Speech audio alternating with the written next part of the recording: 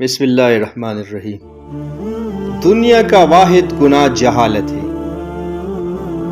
ایک چھوٹا لڑکا بھاگتا ہوا عالم کے پاس آیا اور کہنے لگا، میری ماں نے فیصلہ کیا ہے کہ معبد کے کاہن کے کہنے پر عظیم بت کے قدموں پر میری چھوٹی معصوم سی بہن کو قربان کر دے۔ آپ مہربانی کر کے اس کی جان بچا دے۔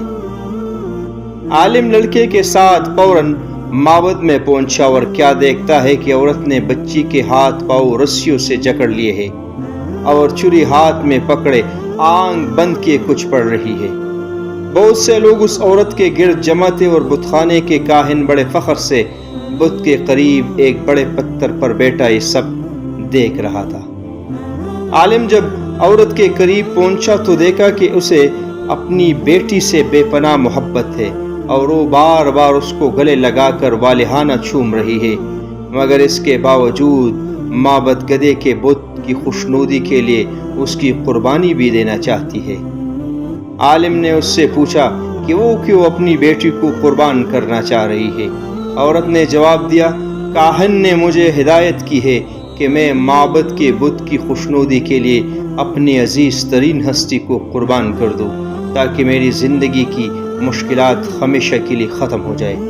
عالم نے مسکرا کر کہا، مگر یہ بچی تمہاری عزیز تو نہیں ہے، اسے تو تم نے ہلاک کرنے کا ارادہ کیا ہے۔ تمہاری جو ہستی سب سے زیادہ عزیز ہے وہ تو پتھر پر بیٹھا یہ کاہن ہے کہ جس کے کہنے پر تم ایک پھول جیسی معصوم بچی کی جان لینے پر تل گئی ہو۔ یہ بت احمق نہیں ہے، وہ تمہاری عزیز ترین ہستی کی قربانی چاہتا ہے۔ تم نے اگر کاہن کی بجائے غلطی سے اپنی بیٹی قربان کر دی تو یہ نہ ہو کہ بت تم سے مزید خفا ہو جائے اور تمہاری زندگی کو جہنم بنا دے۔ عورت نے تھوڑی دیر سوچنے کے بعد بچی کے ہاتھ پاؤں کھول دیے اور چھری ہاتھ میں لے کر کاہن کی طرف دوڑی، مگر وہ پہلے ہی وہاں سے جا چکا تھا۔ کہتے ہیں کہ اس دن کے بعد سے وہ کاہن اس علاقے میں پھر کبھی نظر نہ آیا۔